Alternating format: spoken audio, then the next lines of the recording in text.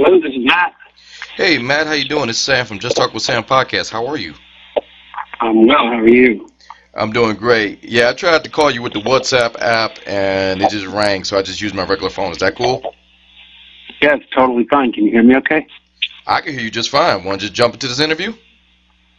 Yeah, let's go. All right, well, Matt, thank you so much for doing this podcast, man. I have been kind of in the Matt Urmy zeitgeist from your last album, Out of the Ashes, and I dug it mainly because of the great reviews, and everything else. And then from there, storytelling as an artist kind of gets lost in, I guess, where we are now. So I just want to say thank you so much. And I want to talk about your new project, South of the Sky. But most importantly, before I get started, I know we have been in lockdown with COVID and everything. I just want to check, how are you doing in this time? I'm doing well. Like a lot of people, I am counting my blessings and feeling lucky that I have a job I can do remotely and good people around me, and so we've been able to stay pretty safe. It's challenging, like for everybody, having the kids out of school, and so everybody's home all the time, all day, and not really going anywhere. But compared to how so many people are struggling, especially the people who are on front lines fighting in the pandemic, that we have it easy, and I feel just super, super lucky. So thank you for asking. We're all healthy, at least for the time being, and just going day by day. That's really all you can do around this time. I mean, you just take it as you're given. But one thing that's been helping me pass the time is some of the singles that you released of the upcoming album, South of the Sky. Is it cool if we play those singles on the podcast? Because I want other people to see this or hear this as well. Oh, yeah, of course. Please. But, I mean, some of the things that stuck out to me is a little bit more interstellar, I guess. I was seeing your album focuses on like the 6 categories, being spiritual, physical, social, societal, relationship, introspection. What made you want to hit those areas? Mainly because we're kind of dealing with it in lockdown right now. Yeah, it's crazy timing. It's rare, I think, at least in my journey experience as an artist, it's rare that like where I am in my creative process is sort of has a nexus with what's happening in the world. Usually, I think oftentimes artists are kind of operating out on their own wavelength and making their work, and then they kind of bring it back to the world. And whether it's the content of the work is relevant to what's happening in that moment or not, we just have to kind of tell our story with it. But for this particular piece of work, it seems like, even though I was working on some of the songs for years, it seems like they're more relevant now than they were even when I first started making the record. So it's crazy to see that happen. And you're right, the content, the album covers so much ground on so many different levels. I just got into it. I had this idea years and years ago that it would be really cool to make a concept record. I love listening to concept albums, and I'd never tried. I guess I'd never been ambitious enough to go after one myself. And as I thought about it, this idea of, the sky being this thing that's above us, and we're all living out these individual stories and these interconnected stories underneath this big giant thing. It just stuck with me and became a metaphor. So over the years, as I've played with the idea, it led me into subject matter that was, kind of across the spectrum. And that's good. And I'm glad you brought that up because, like, even in this album, it seems like the stories, although they stand on their own, they all fit together with this gigantic, connected, big story. What was the thought process behind that? That's exactly right. And it's actually weird putting out one song at a time, or at least maybe 4 or 5. By the time the album comes out, 4 or 5 songs have been released, which is kind of weird because the whole thing is designed to be listened to front to back, and every song cross-fades into the next song at certain moments. They're lined up in a certain way to tell one larger story. And that to me was the fun of a concept album, is that, you know, you get the opportunity to take a bunch of different songs that each are about their own sort of world, but find ways to link them all and to tell a bigger story or to paint a bigger picture when you zoom out and take the whole thing in its totality. That's the challenge and the fun that I found in making a concept album. Now, well, that's true. And like one thing that really hits home with me is the single "Ghost of a Revolution," which examines like social movements and collective responsibility to protest. And Matt, I don't know if you did this on purpose, but you released this in an election year in which everything, for the most part, is being protested. It's so divided. So when you look at that, is that just kind of one of those happy accidents, or is it just kind of like, oh crap, I see this, I should talk about this? Tell me how that came about.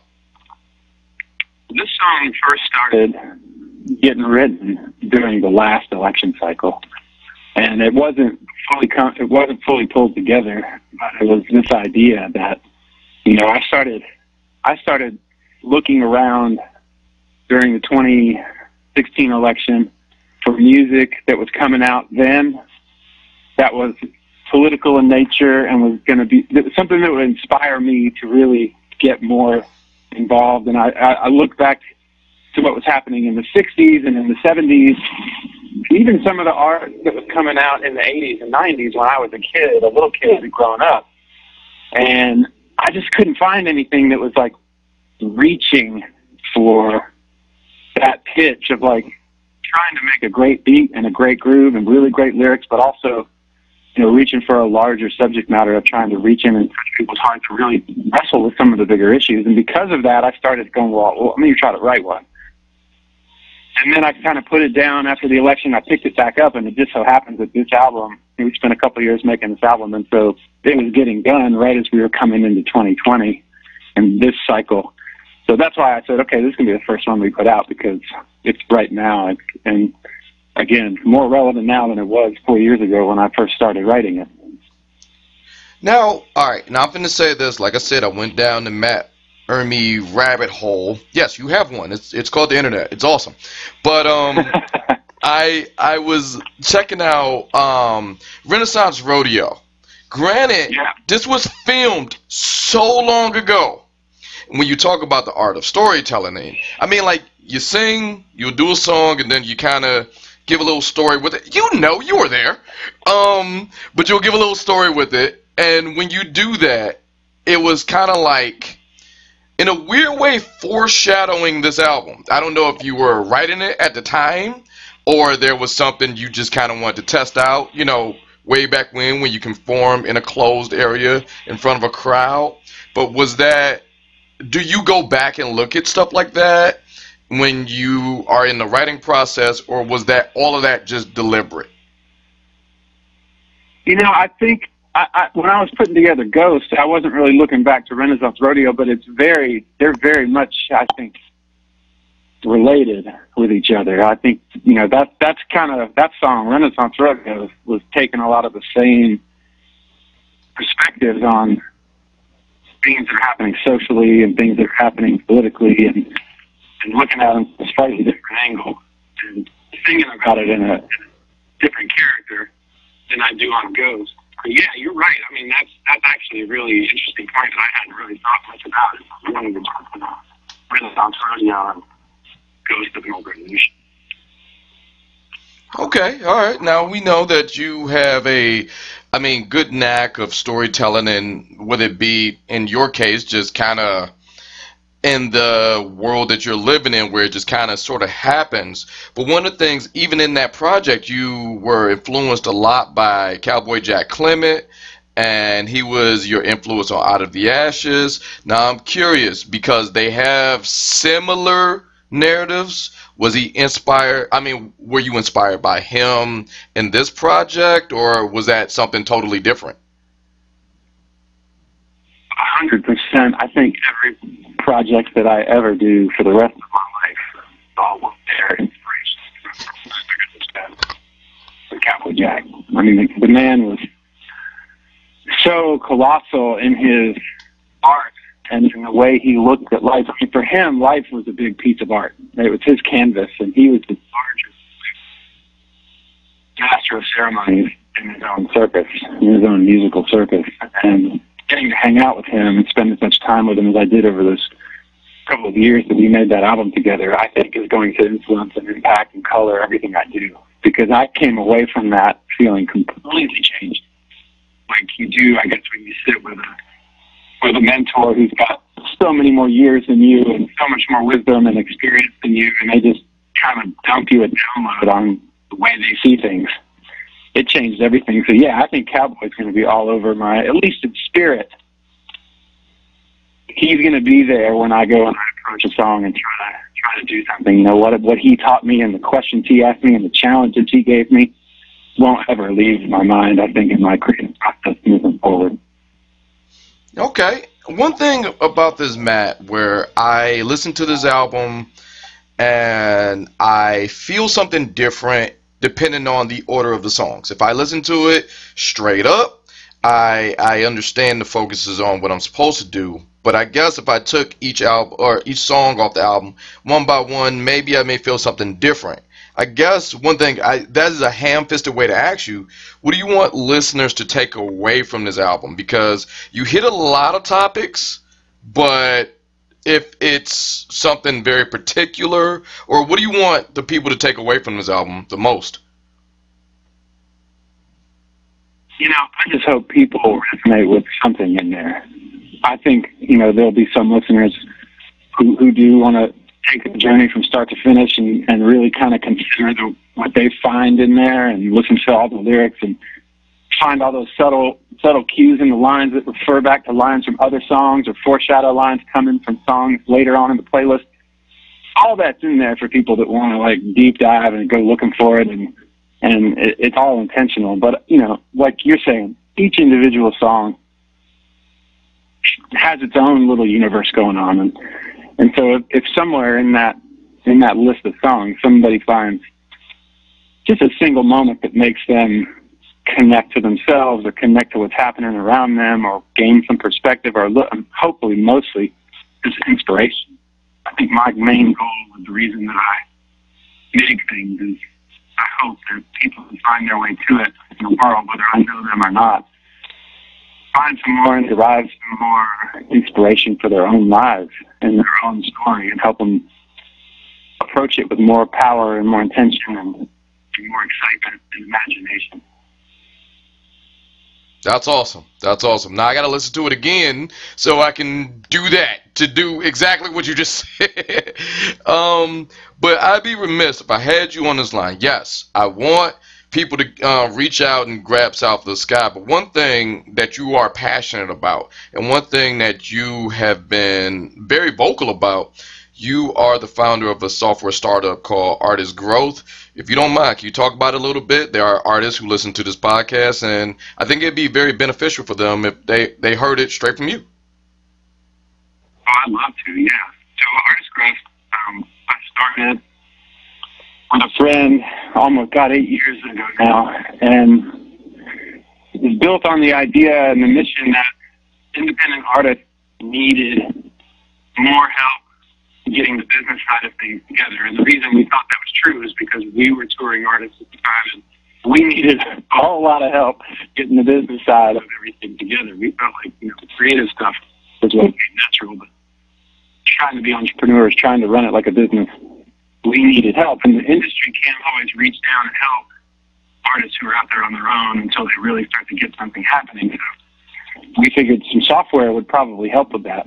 And so over the years, we've been adding features and building up, you know, new versions of it. And we actually got to the point now where we've got a big chunk of the industry using the software as well, a much larger version of it than individual artists would use. But the cool thing is now is we're able to start, you know, connecting artists with our other clients at management companies and record labels. And in 2021, we are going to be bringing out a whole new suite of features to help independent artists and really focus in on them and help, the whole idea of helping them keep their feet underneath them financially and from a business standpoint as they try to make new albums, make new music, and even beyond music, any kind of creative person, and help them have a platform they can stand on with all the, the marketing tools that exist out there. We want to bring something to the table that helps them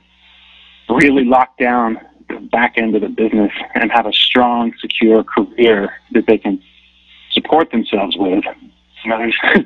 Everybody wants their artists to spend their money to get their music heard, and we are really focused on trying to help artists make money and plan on how to manage it so that they can have longevity in their career. And that's our mission, and we're hard at work at it. We've been doing it for years, and we're not going to stop. They can come to the website and check it out. They can email me or hit me up on Instagram or Twitter or whatever, and I love talking to artists all the time. So if anybody hears this that is an artist and we're curious, hit me up, and I'll tell you all about it. That's great. That's great. And I got two more questions actually, and this is something you know what? I'm just going to straight up ask you. I mean, you've been very open and honest with us and stuff, and quite honestly, like I said, I've learned a lot about you from your first album, Out of the Ashes, and you got a lot of great reviews and a lot of critical acclaim and a lot of stuff that you want when you first starting out, but you're making a follow-up project to such a great project that you did already. Do you experience any pressure with that, or do you just block it out? I'm curious, how do you prepare for it? Is it like a Game 7 scenario? Help me out, Matt.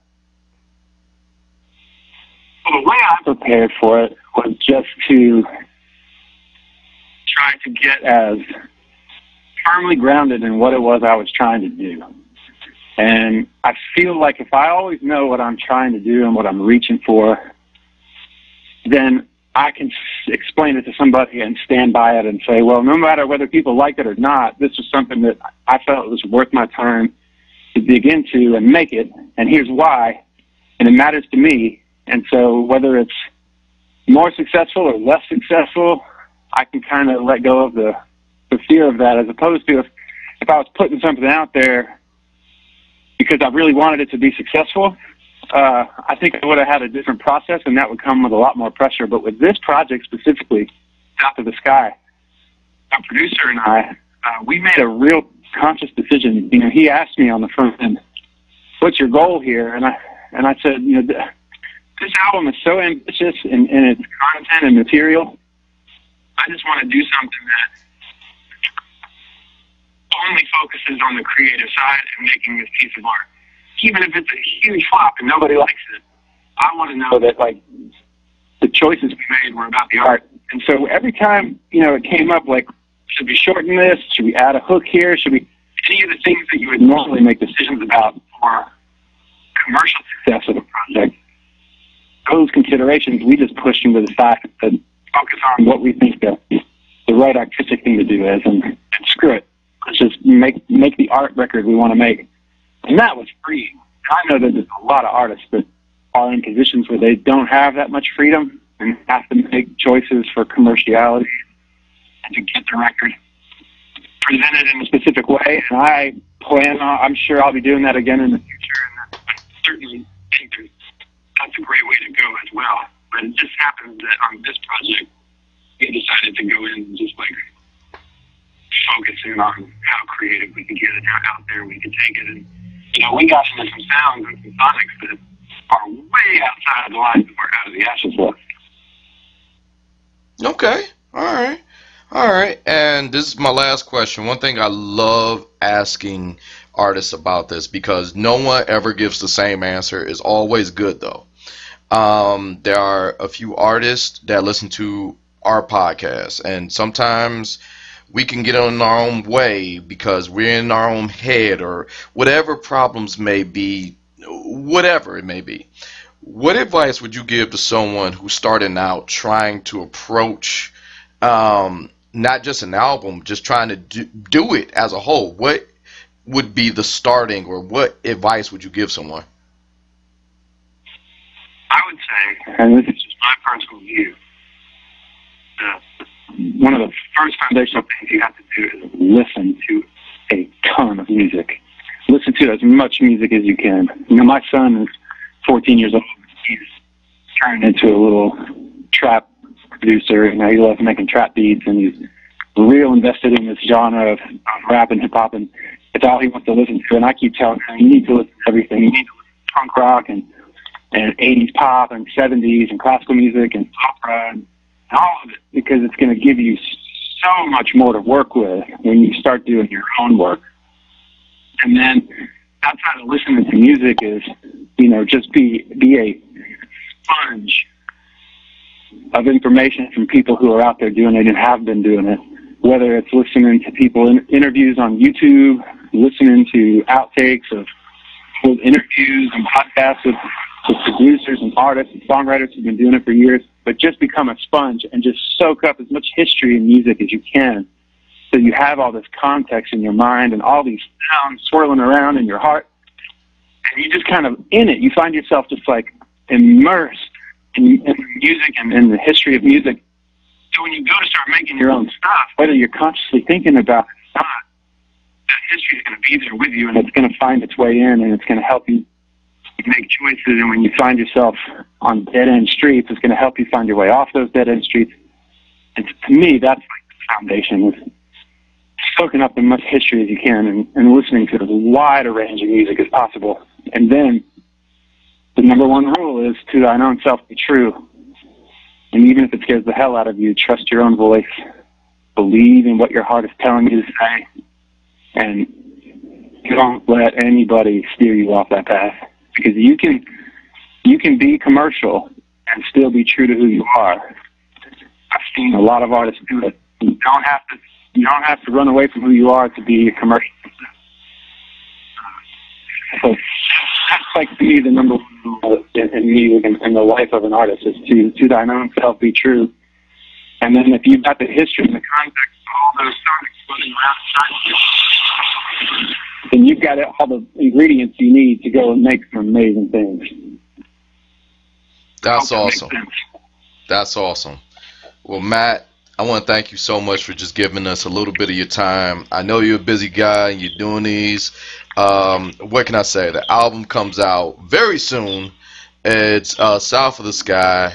I encourage everyone to check it out. And quite honestly, Matt, we wish you continued success. Keep doing what you're doing.